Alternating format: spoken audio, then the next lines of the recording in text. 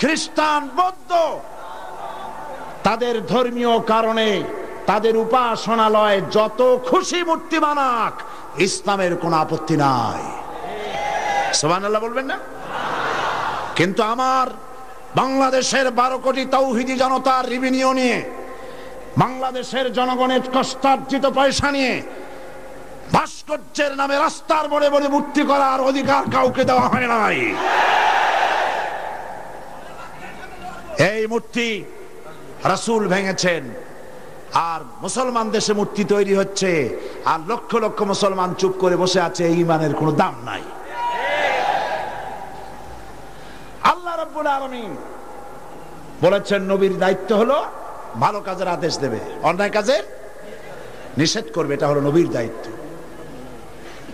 এই দায়িত্বটি আল্লাহ রাব্বুল আলামিন রাষ্ট্রকে দিয়েছেন, এটা নবীর দায়িত্ব।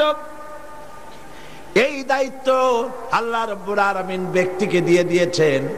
হযরতে লোকমান তার ছেলেকে ডেকে বলেছিলেন, গত বছর কোরআন শরীফের আয়াত তেলাওয়াত করে সূরা লোকমান তাফসীর করে শুনিয়েছিলাম, মনে আছে কিনা?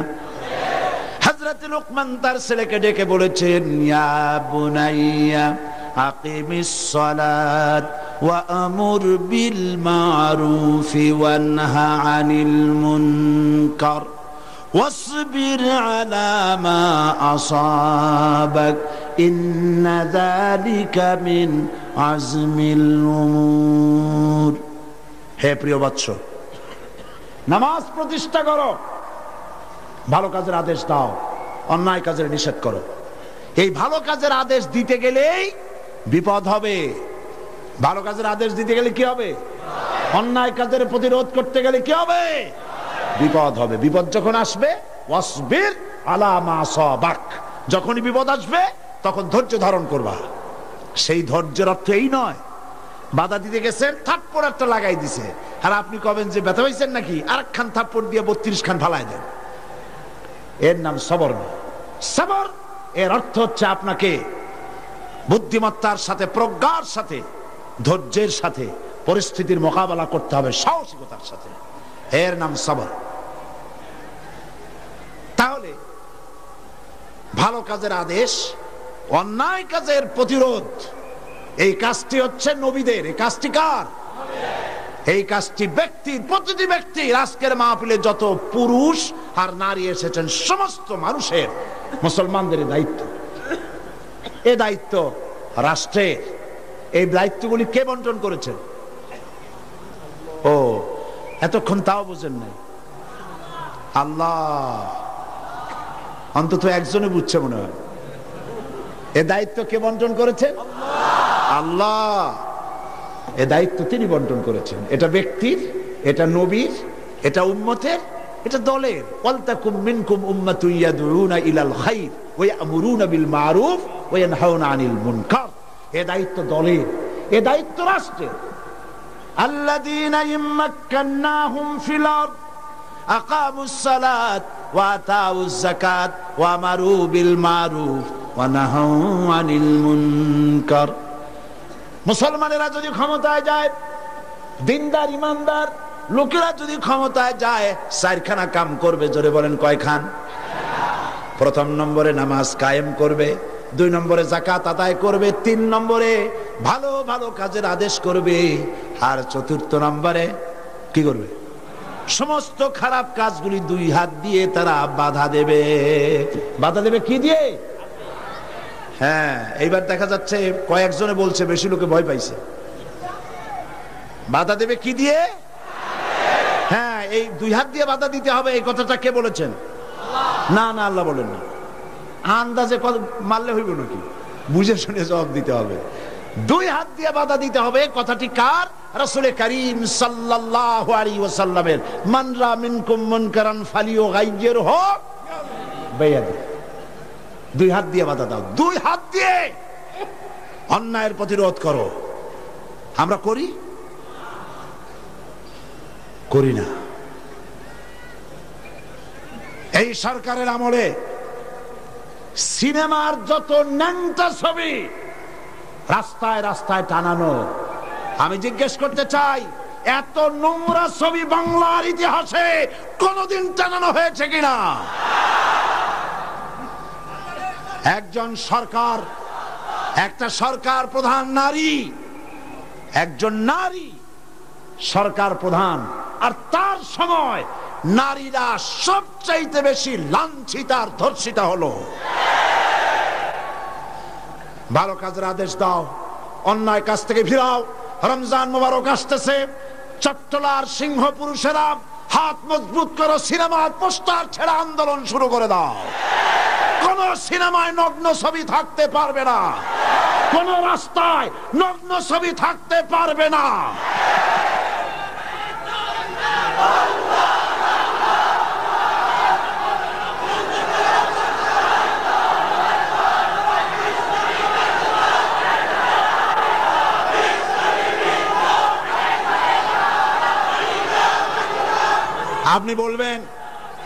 আপনি বলবেন জনগণকে ভালো হওয়ার জন্য, চরিত্রবান হবার জন্য ছেলেরা চরিত্রবান থাকবে কেমনে?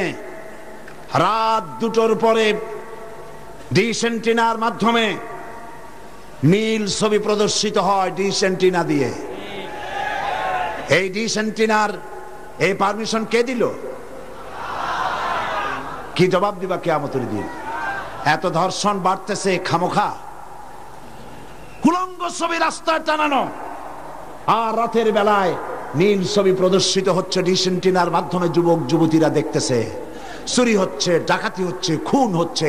বাংলাদেশ হাবিয়া দোজখে পরিণত হয়ে গেছে। আমি মুসলমানদের যেই দলের হন, যত মানুষ এখানে এসেছেন, সকলের বিবেকের কাছে দাবি করি, সকলের বিবেকের কাছে আপিল করি। টেলিভিশনে একটা অনুষ্ঠান দেখায় না, জাতির বিবেকের কাছে প্রশ্ন? জাতির বিবেকের কাছে প্রশ্ন করে লাভ নাই, সরকারের বিবেকের কাছে প্রশ্ন করতে চাই।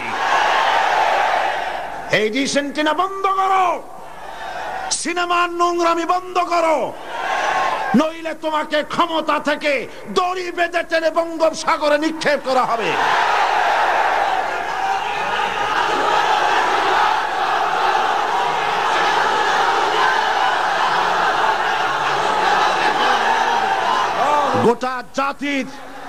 গোটা জাতির চরিত্র নষ্ট করা হচ্ছে। আপনারা যদি ঘুমায় থাকেন, জাতিকে বলছি, যেই দল করেন, আপনি যদি ঘুমায় থাকেন, আপনার ঘরের ভিতরে আপনার সন্তান ধর্ষক হবে, আপনার মেয়ে নষ্ট হবে, ভ্রষ্ট হবে। গোটা জাতি ইউরোপ আমেরিকার চাইতে নোংরামি, নষ্টামি, ভ্রষ্টতার ভিতরে ডুবে যাবে গোটা দেশ। এখনো সময় এসেছে, রুখে দাঁড়াও, রুখে দাঁড়াও। ঈমান বাঁচাবার লক্ষ্যে, দেশ বাঁচাবার লক্ষ্যে। ও আমার জাতি, ফিরে এসো, ঈমানের বলে বলিয়ান হও। ইন্না কায়দা শায়তানি কানা দাঈফা, শয়তানের চক্রান্ত আসলেই দুর্বল। বাড়িওয়ালার শক্তি বেশি না চোরের শক্তি বেশি? আপনারা বাড়িওয়ালা। অন্যায় কাজের প্রতিরোধ, ভালো কাজের আদেশ, এই কাজটা রাসূলুল্লাহ করেছিলেন। আপনারা দেখেন, আমাদের দেশে মসজিদেও লোক ভরা, সিনেমা হলে কি মানুষের খুব দুঃখ নাকি? বরং সামনে লেখা থাকে হাউসফুল, লোক ভর্তি, মাহফিলেও লোক ভর্তি, গান বাজনাও লোক ভর্তি। আমি এই দৃষ্টান্তটা এইভাবে দেই যে একটা খাল উত্তর দক্ষিণে প্রবাহিত, ওই খালে অনেক মাছ আছে। মাছ ধরার জন্য এলাকাবাসীরা খালের মধ্যে নেমে গেল। তারপরে উত্তর দিকের পানি বালতি ভরিয়া দক্ষিণ দিকে ফালাইতে লাগলো বহু মানুষ। এইভাবে পানি ফালাইতে ফালাইতে সন্ধ্যা হয়ে গেছে।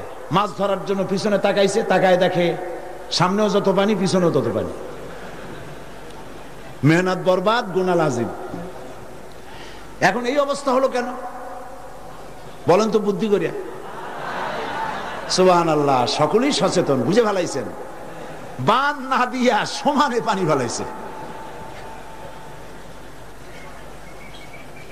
আজকে যদি একটা আদর্শিক বাঁধ আমাদের থাকতো, তাহলে মসজিদ ভরা আর সিনেমা ভরা এটা হইতো না। আদর্শিক বাদ হলো ইসলামী রাষ্ট্র। ইসলামী রাষ্ট্র যদি হতো তাহলে সিনেমার ছেলেরা, সিনেমা যারা দেখে ওরা ভালো হয়ে হইয়া মসজিদে ঢুকতো, আর মসজিদের মানুষ কোন রকম সিনেমায় যেত না। যত খারাপ ভালো হতো, যত খারাপ তত ভালো হতো। হতে হতে উত্তর দিকে তাকায় দেখা যেত খারাপ একটাও নাই, সব ভালো হয়ে গেছে। রাসূলুল্লাহ এটাই করেছে, আল্লাহর নবীরা এটাই করেছিলেন, এবং এই পদ্ধতি দিয়ে ওয়া'মুরুহুম বিল মারুফ ওয়া ইয়ানহাহুম আনিল মুনকার, ভালো কাজের আদেশ করতেন, অন্যায় কাজ থেকে দুই হাতে ফিরে হাত দিয়া বাধা দিতেন। ফিরতে হবেই। আজকে এই কাজটি করার পর রাসূল করিম সাল্লাল্লাহু আলাইহি ওয়াসাল্লাম তার যুগে 10 বছর এটার উপরে শাসন করলেন। আল্লাহ পাক বলেছেন এই কাজটা করলেই তোমরা মুক্তি পাবে, কল্যাণ পাবে। এই কি কাজ? ভালো কাজের আদেশ, অন্যায় কাজের নিষেধ। এই কাজটা করলেই তোমরা কি পাবে? কল্যাণ পাবে। তোমাদের রাষ্ট্র কল্যাণ রাষ্ট্রে পরিণত হয়ে যাবে। এ ওয়াদা কার? এবার দেখেন 10টি বছর নবীজি রাষ্ট্র পরিচালনা করার পর ইন্তেকাল করলেন। হযরত আবু বকর রাদিয়াল্লাহু তাআলা আনহু তিনি আজ রাষ্ট্রপ্রধান হয়েছেন। হযরত আবু বকর রাষ্ট্রপ্রধান হয়ে হযরত ওমর রাদিয়াল্লাহু তাআলা আনহুকে তিনি বিচারক বানালেন। হযরত আবু বকর হচ্ছেন রাষ্ট্রপ্রধান, হযরত ওমর হলেন কি? বিচারক। 1 বছর পূর্ণ হয়ে গেছে। ঐতিহাসিকরা লিখছেন, লক্ষ্য করুন, আমারু বিল মারুফ নাহি আনিল মুনকারের সুফল লক্ষ্য করুন। হযরত ওমর 1 বছর বিচারালয় দায়িত্ব পালন করলেন জাস্টিস হিসেবে। ফামাকাসামান ফালাম ইয়াখতাসিম ইলাইহি ইসনান। ঐতিহাসিকরা লিখছেন 1টা বছর পূর্ণ হয়ে গেল, হযরত ওমরের আদালতে 2 জন লোক এমন আসলো না যে একজন আরেকজনের বিরুদ্ধে কোনো মামলা দায়ের করেছে। সুবহানাল্লাহ কইতে ইচ্ছে করে না? এমন একটা লোক এসে একটা মামলা দায়ের করে নাই।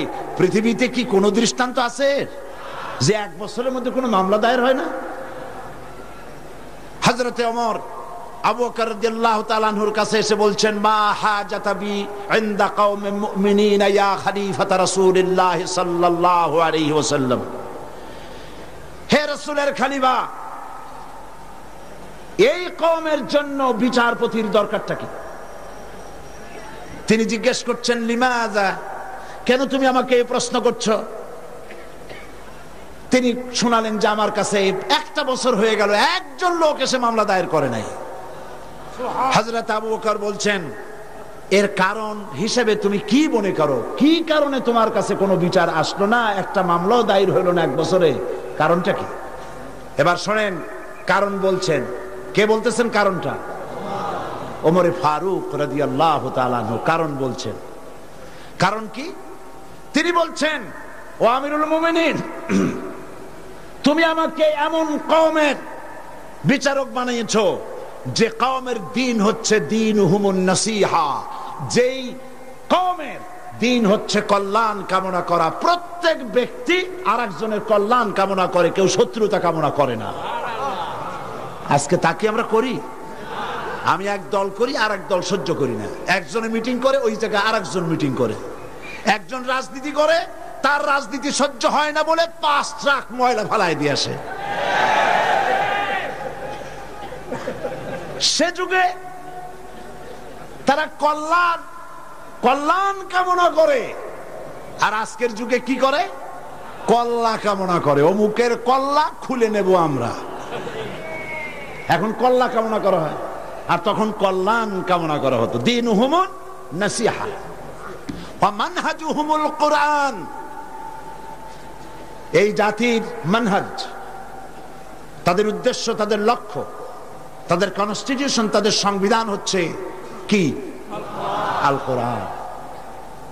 ওয়া আমালুহুম আল আমরু বিল মারুফ ওয়া নাহি আনিল মুনকার।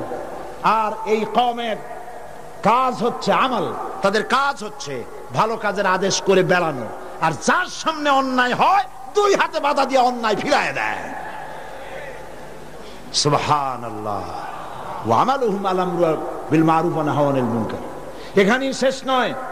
ও আমিরুল মুমিনিন, আপনি আমাকে এমন এক কওমের বিচারক বানিয়েছেন যেই কওমের জনগণের অবস্থা কি জানেন? ওয়াইদা আহাদুহুম মারিদু আদুহু, এদের মধ্যে একজন যদি অসুস্থ হয়, অনেক মানুষ হাদিয়া, ফল, ফ্রুটস ইত্যাদি হাদিয়া নিয়ে তার কাছে গিয়ে হাজির হয়। ভাই কেমন আছেন, আল্লাহ আপনার ভালো করুক, হাতে মুখে হাত বুলায় দেয়, মাথায় হাত বুলায় দেয়। এই শুশ্রূষায় 12 অসুখ ভালো হয়ে যায়। ওয়াইজাফতাকারা নাসারুহু, আর যখন তো তাদের মধ্য থেকে কেউ ফকির হয়, গরিব হয়, সাহায্য করার জন্য লোকেরা এগিয়ে আসে। 50 টাকার দরকার, 2000 টাকা চলে আসছে। বাড়িতে চাল দিতে পারে না, বিল্ডিং এর ছাদ দেওয়ার মতো পয়সা চলে আসছে। ওয়াইজাহতাজা সাদুহু, আর যখন কারো কিছু প্রয়োজন হয়, সেই প্রয়োজন মিটাবার জন্য চতুর্দিক থেকে লোকেরা এসে হাজির হয়ে যায়।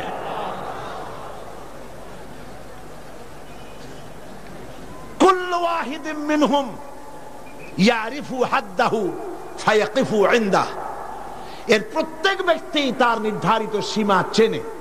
যেখানে আল্লাহ রাব্বুল আলামিন যে জিনিসকে হারাম করেছেন, ওই হারামের বর্ডারে গিয়ে দাঁড়ায় যায়, হারামকে ক্রস করে না। ফায়াকিফু ইনদাহ, সেখানে দাঁড়িয়ে যায়। ফাফিমা হুম ইয়াখতাসিমুনা ইলাইয়া ইয়া খলিফাতা রাসূলিল্লাহ সাল্লাল্লাহু আলাইহি ওয়াসাল্লাম। সুতরাং এই জাতির জন্য বিচারকের দরকারটা কি? খামোখা সারাদিন আমি বসে থাকি, বিচারকের কোনো দরকার নাই। আহারে সুবহানাল্লাহ বলতে পারলেন না?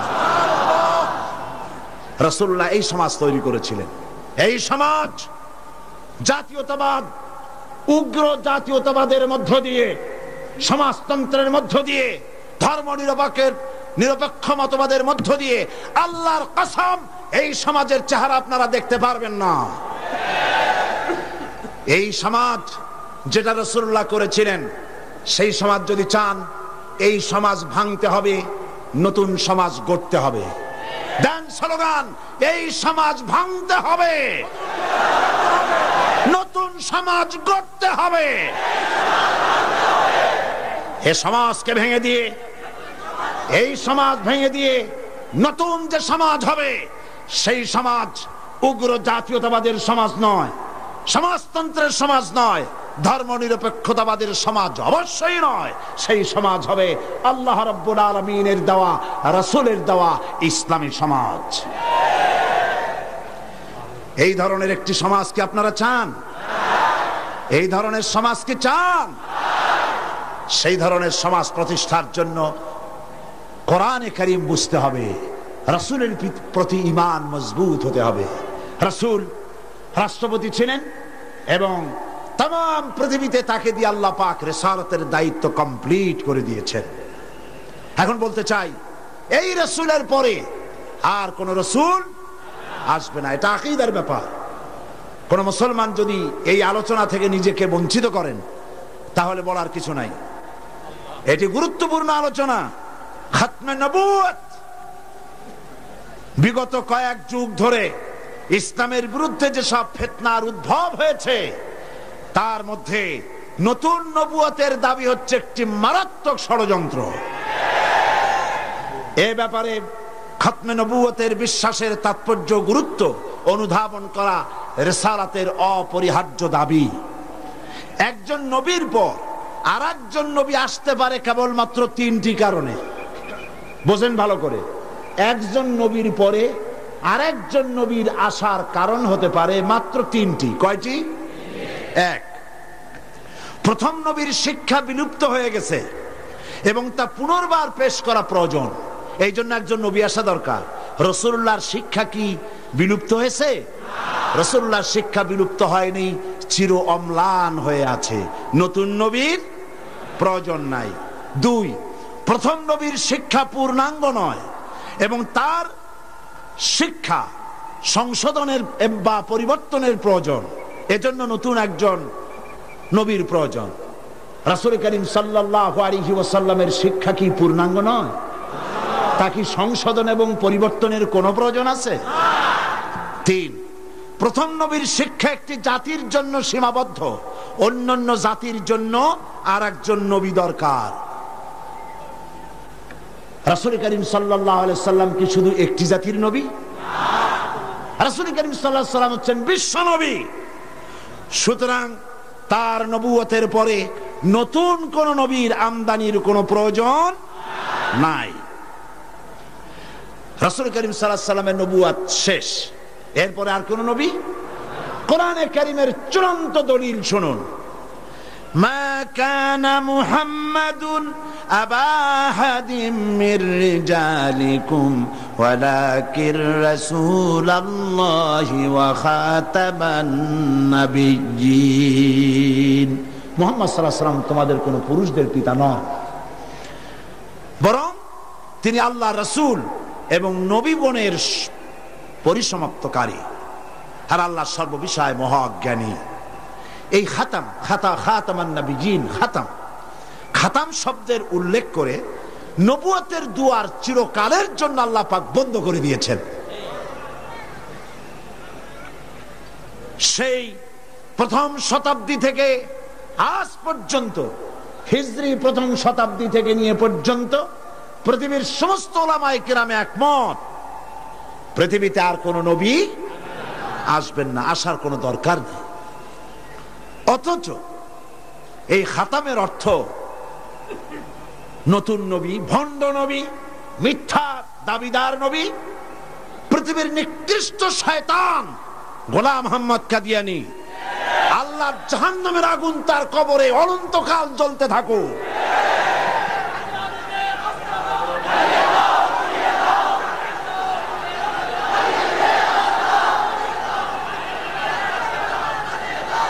পবিত্র কোরআন মাজিদে খাতাম শব্দের অর্থকে সে বিকৃত করেছে। সে বলেছে খাতামুন নবিয়্যিন এর অর্থ হচ্ছে আফজালুন নবিয়্যিন, ওর বাপের মাথা। সে বলেছে আরো নবী আসতে পারে। আমি তার লেখা থেকে কোট করছি, গোলাম মোহাম্মদ কাদিয়ানী বলছে, ये बात बिल्कुल रोज रोशन की तरह साबित है कि आ हजरत सल्लल्लाहु अलैहि वसल्लम के बाद नबूवत का दरवाजा खुला है। দিবালোকের মতো এটা সত্য যে মুহাম্মদ সাল্লাল্লাহু আলাইহি ওয়াসাল্লামের পরে নবুয়তের দরজা খোলা আছে।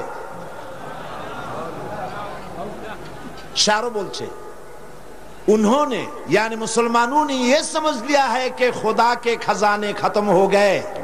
उनका ये समझना खुदा ताला की कदर की ही ना समझने की वजह से है, वरना एक नबी क्या, मैं तो कहता हूं कि हजारों नबी होंगे।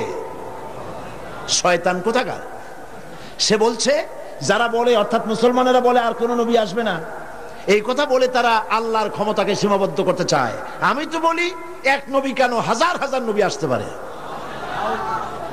তার বই আনোয়ারে খেলাফত 62 পৃষ্ঠা, সেখানে সে লিখছে, अगर मेरी गर्दान के दोनों तरफ तलवार भी रख दी जाए बाद और मुझे कहा जाए कि तुम ये कहो कि हजरत सल्लल्लाहु अलैहि वसल्लम के बाद कोई नबी नहीं आएगा, तो मैं उसे जरूर कहूंगा कि तू झूठा है, कज्जाब है, आपके बाद नबी आ सकते हैं और जरूर आ सकते हैं। সে বলছে আমার গর্দানের দুই দিকে যদি তরবারি ধরা হয় আর যদি বলা হয় যে নবী আর আসবে না মুহাম্মদ সাল্লাল্লাহু আলাইহি ওয়াসাল্লামের পরে, আমার গর্দান উড়ে যেতে পারে, তারপরেও আমি বলবো মুহাম্মদ সাল্লাল্লাহু আলাইহি ওয়াসাল্লামের পরে আরো নবী আসতে পারে। এবার ধরুন গোলাম মোহাম্মদ কাদিয়ানী তার বইয়ের মধ্যে লিখছে, कुल मुसलमान जो हजरत मसीह मऊद की बायात में शामिल नहीं हुए, खा उन्होंने हजरत मसीह मऊद का नाम भी नहीं सुना, वो काफिर है और दायरा इस्लाम से खारिज है। গোলাম মোহাম্মদ কাদিয়ানী তার আয়নায়ে সাদাকাত বইয়ের মধ্যে লিখছেন যে গোলাম মোহাম্মদকে যারা নবী মানে না অথবা তার নাম যারা শোনে নাই তারাও কাফের। নাউযুবিল্লাহি মিন যালিক। এরপরে সে আরো লিখছে মুসলমানদের ছেলে মেয়েরাও কাফের। তার বই আনোয়ারে খেলাফত 93 পৃষ্ঠা লিখছে, अगर किसी गैर अहमदी का छोटा बच्चा मर जाए तो उसका जनाजा क्यों नहीं पढ़ा जाए? वो तो मसीह मौद का मुनकर नहीं। मैं ये सवाल करने वाले से पूछता हूं कि अगर ये बात दुरुस्त है तो फिर हिंदुओं और ईसाइयों के बच्चों का जनाजा क्यों नहीं पढ़ा जाता है? দেখছেন কত বড় উল্লুক। সে বলছে যে মুসলমানদের বাচ্চাদের জানাজা পড়া যাবে না কেন, প্রশ্ন করা হয়েছে তাকে। সে বলছে যে মুসলমানদের জানাজা কেন পড়বো, মুসলমানদের বাচ্চাদের জানাজা কেন পড়বো?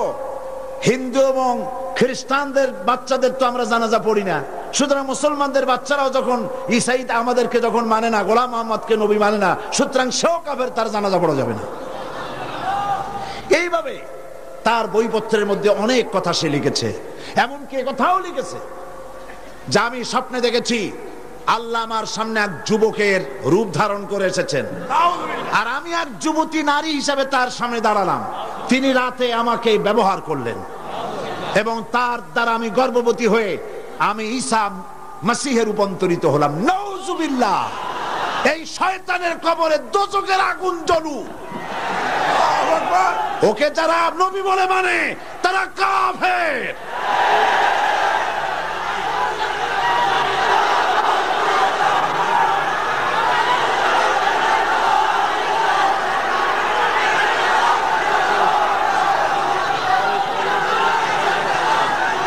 রাসূল করিম সাল্লাল্লাহু আলাইহি ওয়াসাল্লাম খাতমে নবুয়ত সম্পর্কে বলেছেন, ইন্না মাসালি ওয়া মাসালাল আমবিয়া মিন ক্বাবলি কামাসালি রাজুলিন বানা বাইতান ফাহসানাহু ওয়া আজমালাহু ইল্লা মাওদা'a লাবিনাতিন মিন যাওয়াবিয়াতিন ফাজআলান নাসু ইয়াতুফুনা বিহি ওয়া ইউজিবুনা লাহু ওয়া ইয়াকুলুনা হাল্লা উদিআত হাযিহিল লাবিনা ফাআনা আল লাবিনা ওয়া আনা খাতামুন নবিয়্যিন। বুখারী কিতাবুল মানাকিব।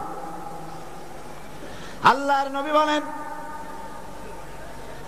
একটি বিল্ডিং, সেই বিল্ডিং এর ভিতরে যদি একখানা ইটের অভাব থাকে তাহলে প্রত্যেকের চোখে ধরা পড়বে একখানা ইট নাই।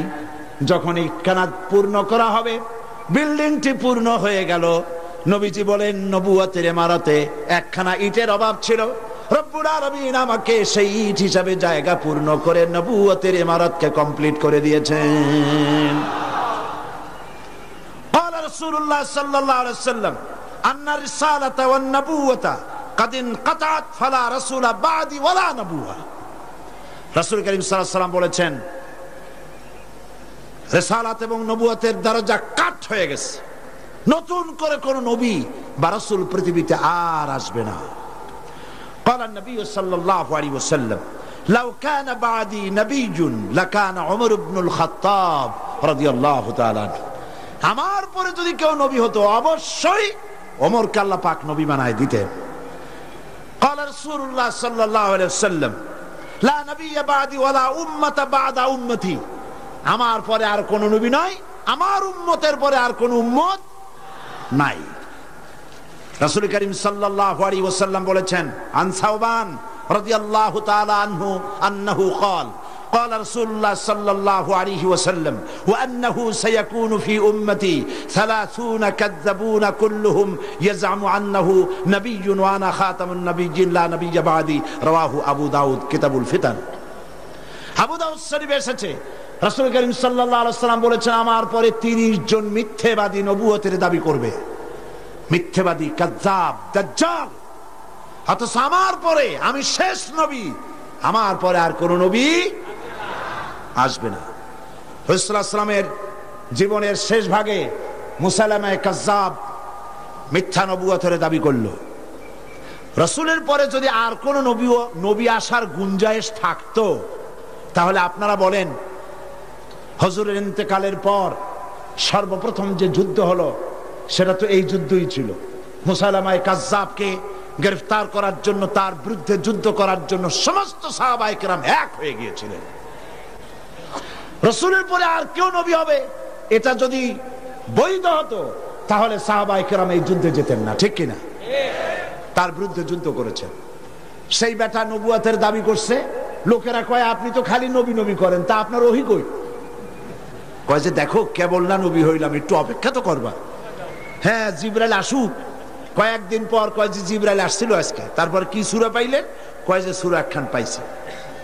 সূরা কয় শোনা না আমাদেরকে। তো উম্মত তো কিছু পাবেই, উম্মত পাবে না? এখনো কেউ দাবি করুক নবী, দেখবেন কিছু উম্মত পেয়ে যাবে। পাগল ছাগলের তো অভাব নাই, ঠিক কিনা? তা না হলে গোসল শরীফের পানি মানুষে খাইতে পারে? নাউজুবিল্লাহ কোন একজন পীর হয়, ওনার একটা গোসল শরীফ হবে, গোসলের পানি শরীরের যত জায়গা ধুইয়া পড়লো, নাউজুবিল্লাহ, এইগুলা মানুষে খায়। সুতরাং পাগল ছাগলের অভাব নাই। পাগল ছাগল আছে, কিছু উম্মত পেয়ে গেছে। উম্মতেরা কয় সূরা কই? কয় পাইছি সূরা। সূরা একটা শোনাই দিল, ইন্না আ'তাইনাকাল আকা ফাসাল্লি লিরাব্বিকা ওয়াজআক ইন্না শানিয়াকা হুয়াল আবলাক। উম্মতেরা কয় যে তো মহামরণ, এ কি সূরায় পড়তে গেলে তো কাশি আসে। আর অর্থ কি? রাসূলুল্লাহর উপরে যে সূরা নাজিল হয়েছে সুবহানাল্লাহ, তা শুনলে চোখ দিয়া পানি পড়ে। আর এটা সূরা হইল, অর্থটা কি? আমি তোমাকে নিশ্চয়ই হুতুম পেশা দান করেছি, সুতরাং তোমার রবের উদ্দেশ্যে চিৎকার মারো, তোমার শত্রুরা শ্বেত এবং কালো বর্ণের হবে। এটা হইল কি? আগা নাই মাথা নাই, তো হইল কি? তারপরে যুদ্ধ হলো, শয়তান মরল। 30 জন মিথ্যাবাদী নবুয়তের দাবি করবে। তার মধ্যে সর্বশেষ এই নবুয়তের দাবি করতে এসলো গোলাম আহমদ কাদিয়ানী। অথচ রাসূলের পর যার কোন নবী আসবে না, কোরআন সাক্ষী, সমস্ত হাদিস গুলি সাক্ষী। কোরআন শরীফের যত তাফসীর আছে, কাশাফ, বাইজাবি, তাবারি, কুরতুবি, রুহুল বায়ান, রুহুল মানি, খাজিন, দুররে মনসুর ফি জিলালিল কোরআন, জালালাইন, যত তাফসীর, আরবি তাফসীর পৃথিবীতে আছে, সমস্ত তাফসীর খাতামুন নবীনের তাফসীর করেছে। এরপরে আর কোন নবী আসবে না। একটি কথা মাঝখানে শোনায়নি, এই পৃথিবীতে খ্রিস্টান এবং ইহুদিরা যখনই মুসলমানদেরকে আক্রমণ করতে চেয়েছে কোনো ব্যাপারে, তখন মুসলমানদেরকে ব্যবহার করেছে, ঠিক না? মুসলমানদেরকে ব্যবহার করেছে। রাসূলুল্লাহকে গালি দেওয়ার জন্য বাংলাদেশে কবি নামের কলঙ্ক দাউদ হায়দার নামক এক শয়তানকে তারা ব্যবহার করেছিল। আবার কোরআন শরীফকে সংশোধন করতে হবে বলে নারী নামের কলঙ্ক, ওই শয়তানের নাম নেব না, তারে ব্যবহার করছিল। হযরত আয়েশা রাদিয়াল্লাহু তাআলা আনহাকে গালি দেওয়ার জন্য সালমান রুশদির মতো একটা শয়তানকে তারা ব্যবহার করেছিল। অনুরূপভাবে খাতমে নবুয়তের উপরে হামলা করার জন্য খ্রিস্টান আর ইহুদিরা আগায় আসে নাই, গোলাম মুহাম্মদ নামক এক শয়তানকে ব্যবহার করেছে। সে বলল আমি নবী। তারপরে এইসব হাবিজাবি বইপত্র লিখলো, উর্দুতে, ইংরেজিতে, নানান ভাষায় লিখলো। সে ছিল ইংরেজের দালাল। এরপরে আরেকটি কথা হচ্ছে, ইমাম আযম রাহমাতুল্লাহ আলাইহি বলেছেন, আপনারা বিরক্ত হচ্ছেন না তো? ইমাম আযম রাহমাতুল্লাহ আলাইহি বলেছেন, মুহাম্মদ সাল্লাল্লাহু আলাইহি ওয়াসাল্লামের পরে যদি কেউ নবুয়তের দাবি করে, তার কাছে দলিল চাওয়া যাবে না, যে তুমি যে নবী তার দলিল কি দাও। এই দলিল চাওয়া গুমরাহি, কুফরি। কারণ তুমি প্রমাণ করেছো সে যদি দলিল দিতে পারে তাহলে তার নবুয়ত তুমি মানবা। নাউজুবিল্লাহ। মাওলানা আতাউল্লাহ শাহ বুখারী রাহমাতুল্লাহ আলাইহি সেই যুগের শ্রেষ্ঠ আলেম, তিনি তার কাছে গিয়ে বলছেন, এ গোলাম, নবুয়তের দাবি করো, শক্তি পাও কই? কয় শক্তি দিছে আমার কোরআন শরীফ। কোথায় আছে? কয় কোরআন শরীফে আছে না, সূরা আস-সফের মধ্যে আমাকে বলা হয়েছে ঈসা আলাইহিস সালাম আমার ব্যাপারে বলেছেন, ইয়াতি মিন বাদ ইসমুহু আহমদ, আমার পরে একজন আসবেন তার নাম হবে আহমদ, আমি সেই আহমদ। মাওলানা বুখারী বললেন, ঈসা আলাইহিস সালাম যার কথা বলে গেছেন তার নাম আহমদ, আর তোর নাম হচ্ছে গোলাম আহমদ। তার অর্থ হচ্ছে ঈসা আলাইহিস সালাম যে আহমদের কথা বলেছেন সেই আহমদের তুই গোলাম। গোলাম আহমদ বলছে, এটা তো খুব মুশকিল হয়ে গেল। তাহলে আমি আমার নামের প্রথম শব্দ বাদ দিয়ে দিলাম, গোলাম বাদ দিলাম, আজ থেকে আহমদ হয়ে গেলাম। এখন কি করবেন? মাওলানা বলছেন বহুত ঠিক। তোমার ফতোয়া দিয়ে আমি বলতে চাই, নামের প্রথম অংশ বাদ দেওয়া যদি জায়েজ হয়, তুমি যেমন বাদ দিছো আমারটাও বাদ দিলাম।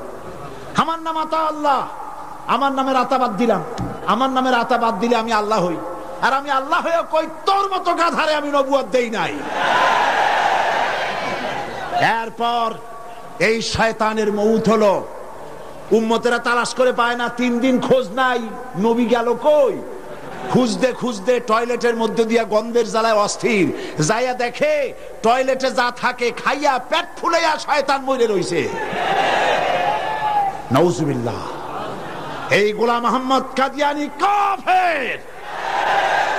আমি বুঝতে পারি না মানুষের কেন হুশ হয় না। দুনিয়ার কোন আলেম, কাদিয়ানী সম্প্রদায়ের মধ্যে কোন আলেম নাই, কোন আলেম নাই, একজন আলেমও নাই। এদেরকে খ্রিস্টানেরা পোষে, আর পোষে আমার দেশের সরকার। তা না হলে পরে আমি সরকারকে বলতে চাই, তোমরা যদি মুহাম্মদ সাল্লাল্লাহু আলাইহি ওয়াসাল্লামকে শেষ নবী মানো, তাহলে গোলাম মোহাম্মদকে নন মুসলিম মাইনরিটি কাফের বলতে বাধা কোথায়? তার অর্থই হচ্ছে তোমরা সহনশীল, গোলাম মোহাম্মদ কাদিয়ানী আর কাদিয়ানীদের কাছ থেকে অর্থ পেয়ে, বৃত্ত পেয়ে তাদের প্রতি সহনশীল হয়েছ।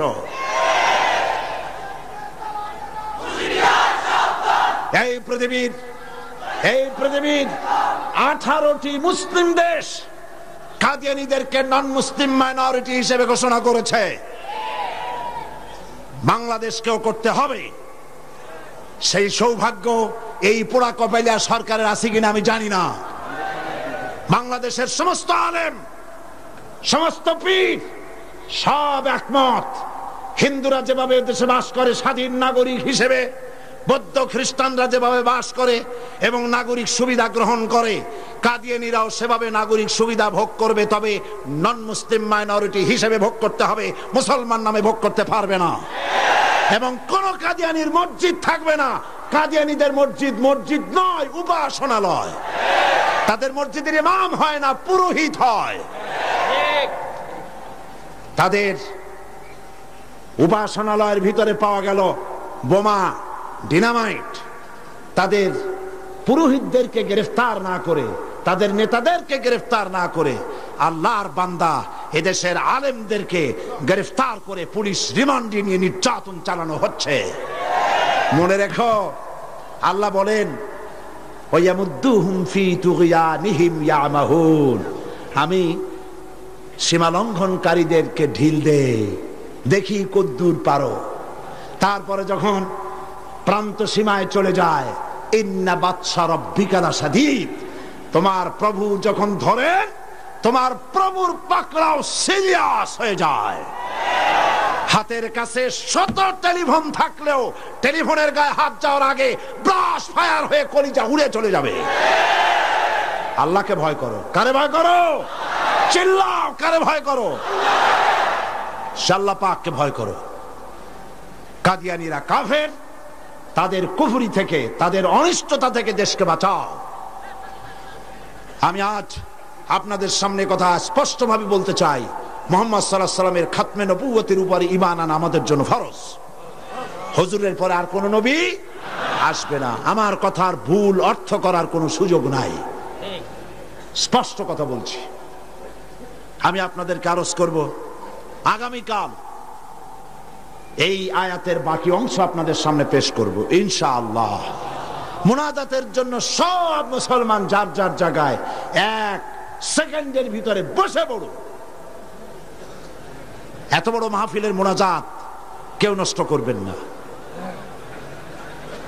সবাইকে বসতে বলেছি, দাঁড়ানো লোকেরা সবাই বসুন, আর জোরে সোরে জিকির করেন সুবহানাল্লাহ, আলহামদুলিল্লাহ।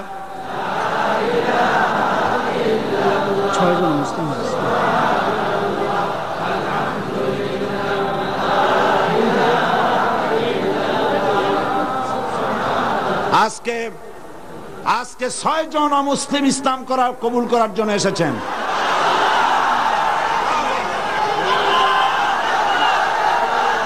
আমি আর একটা কথা শোনাই, আর একটি কথা শুনুন, থামেন, আর একটি কথা শোনেন। মুনাজাতের কথা শুনে প্রত্যেক দিন যারা হাঁটেন, আমি তাদেরকে অনুরোধ করবো, আল্লাহর রাস্তায় আগামীকাল মাহফিলের ভেতরে ঢুকবেন না। মেহেরবানি করে মাহফিলের চতুর্দিকে থাকবেন, যাতে মুনাজাতের নাম শুনলেই আপনারা দৌড় মারতে পারেন। আল্লাহর রাস্তায় ভিতরে ঢুকবেন না। হাজার হাজার মানুষ পাড়ায় আপনারা যান, আপনাদের লজ্জা হওয়া উচিত। সবাই জিকির করেন সুবহানাল্লাহ।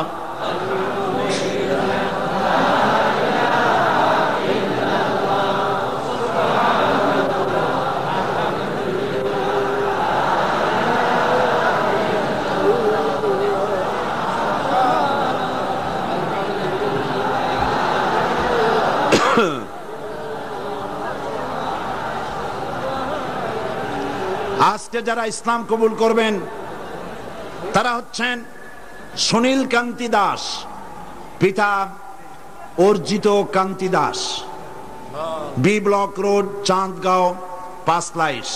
বর্তমান নাম পছন্দ করেছে মোহাম্মদ ইব্রাহিম। শ্রী মানিক চন্দ্র দাস, শ্রী মানিক চন্দ্র দাস, পিতা শ্রী কমল কান্তি দাস, পাঁচলাইশ। বর্তমান নাম মোহাম্মদ সাইফুল ইসলাম আজাদ। প্রবাস কৈবর্ত, পিতা Makhan Kaibarta, Amin jute mills, main gate, Panchlaish. বর্তমান নাম মোহাম্মদ রাসেল। বিশ্বজিৎ সূত্রধর, পিতা মাখনলাল সূত্রধর, বর্তমান নাম বাড়ি সন্দীপ। বর্তমান নাম পছন্দ করেছে মোহাম্মদ মনিরুল ইসলাম। শ্রী দুলাল বাবু শীল, পিতা শ্রী জিতেন বাবু শীল, সিগন্যাল কোম্পানি, পাঁচলাইশ। বর্তমান নাম মোহাম্মদ আবু বকর সিদ্দিক। শ্রী সুবল চন্দ্র সাহা, পিতা আশুতোষ সাহা, খাগড়াছড়ি, ডাকঘর কুইসাপ কি গুইমরা।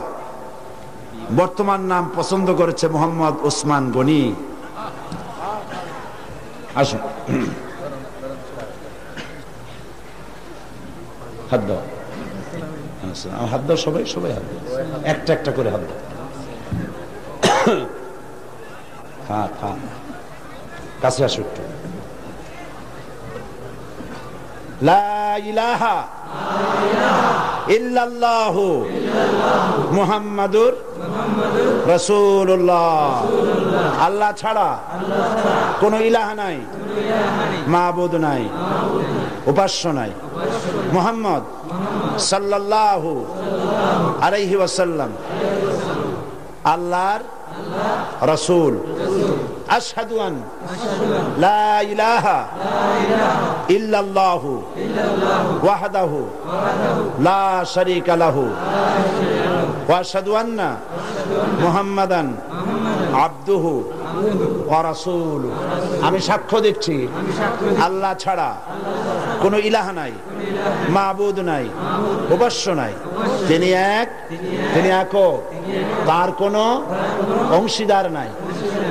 আমি আরো সাক্ষ্য দিচ্ছি, মুহাম্মদ সাল্লাল্লাহু আলাইহি ওয়াসাল্লাম আল্লাহর বান্দা এবং তার প্রেরিত রাসূল।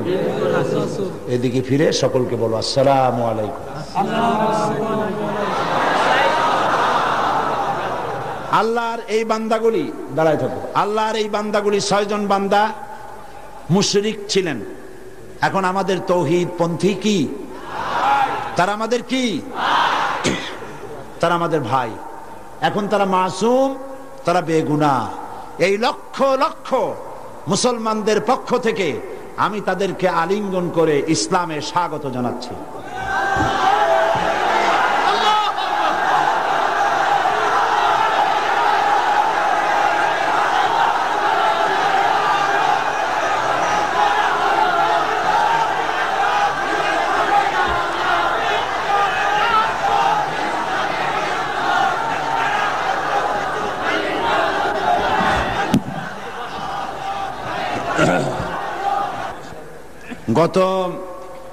গতদিন মহিলা মাহফিল কবে হয়েছিল?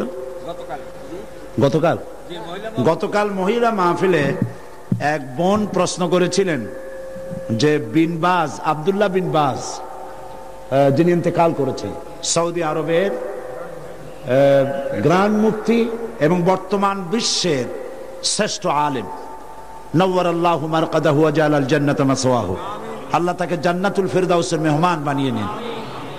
অনেক বড় আলেম, উঁচু পায়ার আলেম।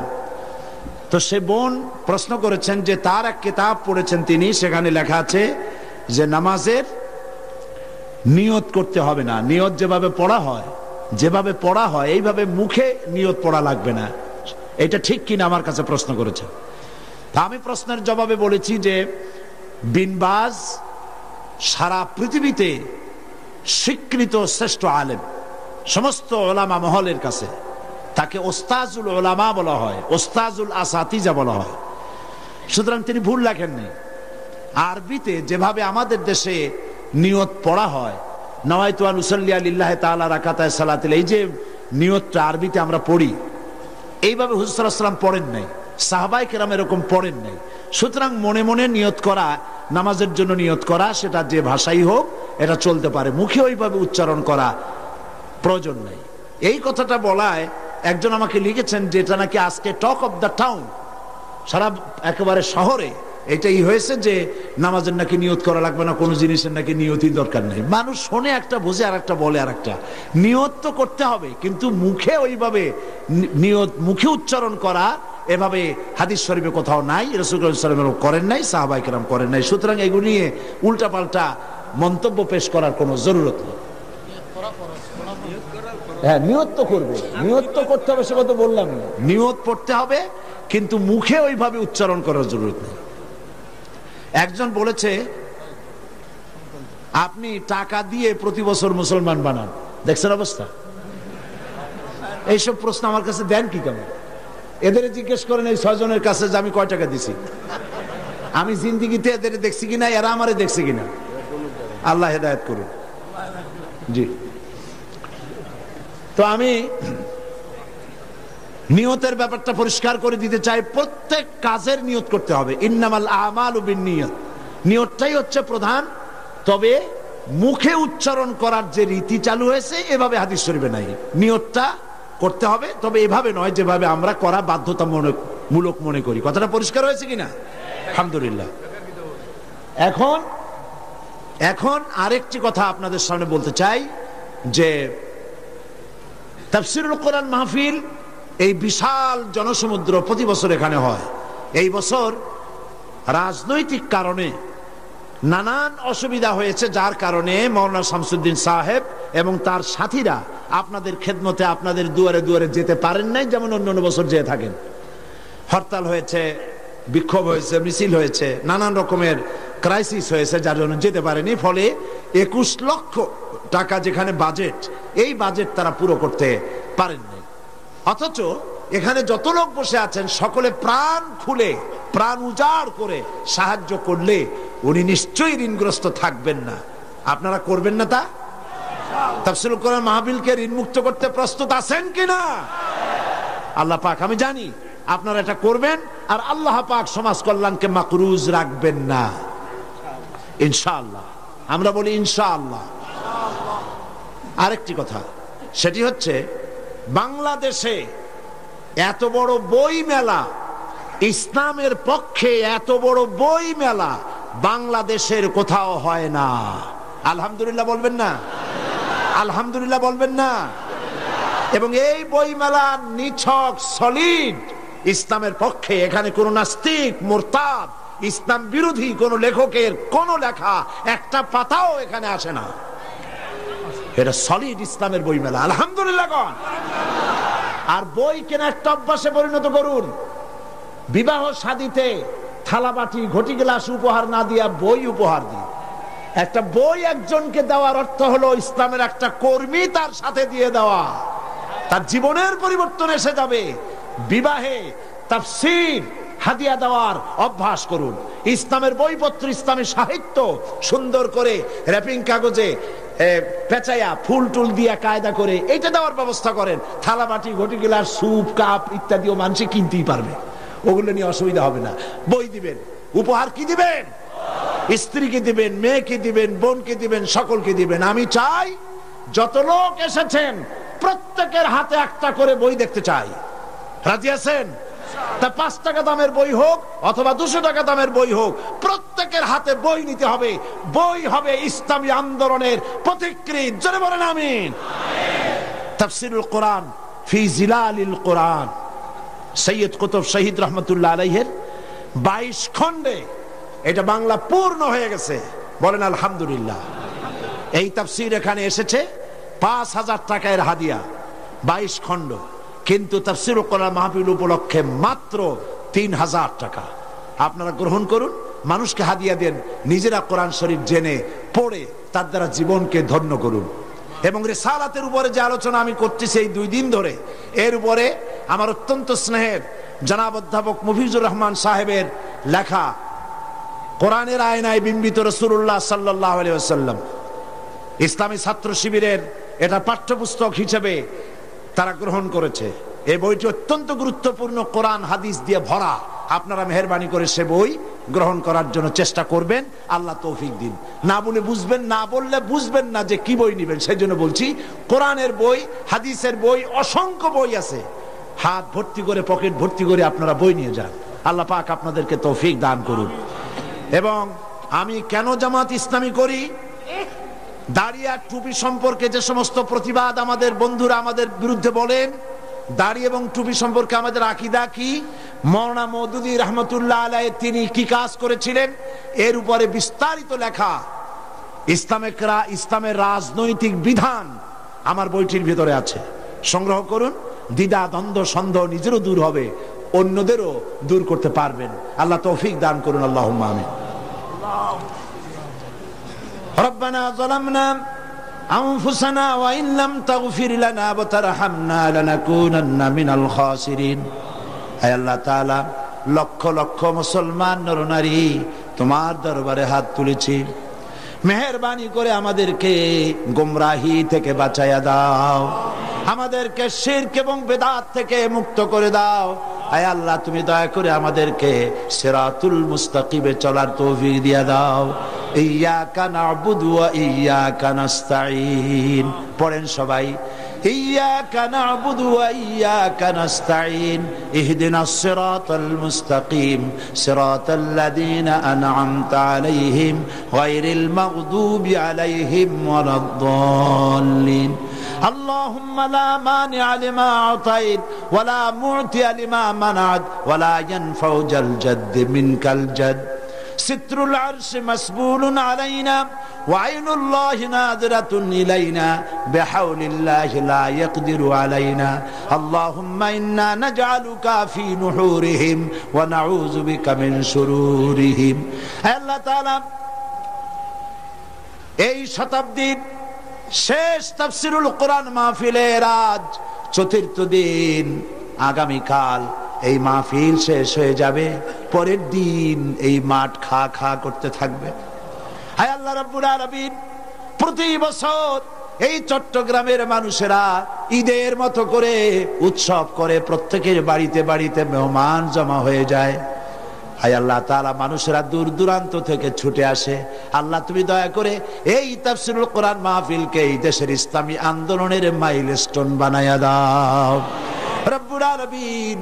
এই ইসলামী আন্দোলনের জন্য তামাম পৃথিবীর বুকে কোরআনে কারীমের এই আওয়াজ তুমি পৌঁছায়া দাও। খাতমে নবুয়তের উপরে যে আলোচনা আমরা করলাম, এর উপরে আমাদের আকীদা মজবুত করে দাও। হায় আল্লাহ, কাদিয়ানী সম্প্রদায়কে আল্লাহ তুমি হেদায়েত করে দাও রব্বুল আলামিন। তাদেরকে এই বাংলাদেশে তারা যে মুসলমানদের বিরুদ্ধে ষড়যন্ত্র করছে, তার মোকাবেলায় আল্লাহ তুমি দয়া করে মুসলমানদেরকে সাহায্য করো রব্বুল আলামিন। আগামীকাল আখেরি মোনাজাতে তোমার বান্দা বান্দীদেরকে চতুর্দিক থেকে মিছিল সহকারে তোমার নামের স্লোগান দিতে দিতে মানুষের উত্তাল ঢেউ এই জায়গায় তুমি সব পৌঁছাইয়া দিও। এই মাঠ তোমার বান্দাদের পদভারে শেষ দিনে সংকীর্ণ হয়ে যায়। আল্লাহ, তুমি আপন কুদরতে এই মাঠকে বড় করে মানুষের ব্যবস্থা করে দিও রব্বুল আলামিন। তোমার কুদরতি নিজাম দিয়ে এই মাহফিল পরিচালনা করে দিও। হায় আল্লাহ পাক, এই মাহফিলে জাতি, ধর্ম, দল, মত নির্বিশেষে লোকেরা তোমার কোরআন শুনতে আসেন। আল্লাহ পাক তোমার কাছে বিনীতভাবে ফরিয়াদ করি, যেই দলের লোক হোক না কেন, কোরআনের হেদায়েত সকলের নসিবে তুমি দিয়ে দিও রব্বুল আলামিন। তুমি দয়া করে আগামীকাল যে আলোচনা করলে মানুষের জন্য হেদায়েত নসিব হবে, সেই আলোচনা আল্লাহ তুমি আলোচকদের মুখে এনে দিও। হে আল্লাহ রব্বুল আলামিন, এই মাহফিলে দয়া করে মেহেরবানি করে যত লোকে টাকা দিয়েছে আর দেবে, আল্লাহ তুমি সকলকে মেহেরবানি করে এই সমাজ কল্যাণকে সাহায্য করার তৌফিক দান করে দিও। ইসলামী বই পুস্তক যারা নিয়ে এসেছেন কষ্ট করে, আল্লাহ তাদের কামাইতে বরকত দান করে দিও। ইসলামের এই জিহাদে অংশ নিয়েছেন লিখুনি দিয়ে, কলম দিয়ে যারা, আল্লাহ তুমি তাদের প্রতি রহম করো। সমস্ত মুসলিম জনগণকে কোরআন হাদিস আর ইসলামী সাহিত্য কিনে পড়ে সেই অনুযায়ী আমল করার তৌফিক দিয়ে দিও। ربنا تقبل منا إنك أنت السميع العليم وتب علينا إنك أنت التواب الرحيم سبحان ربك رب العزة عما يصفون وسلام على المرسلين والحمد لله رب العالمين واجعل آخر كلمة عند الموت لا إله إلا الله محمد رسول الله. السلام عليكم ورحمة الله.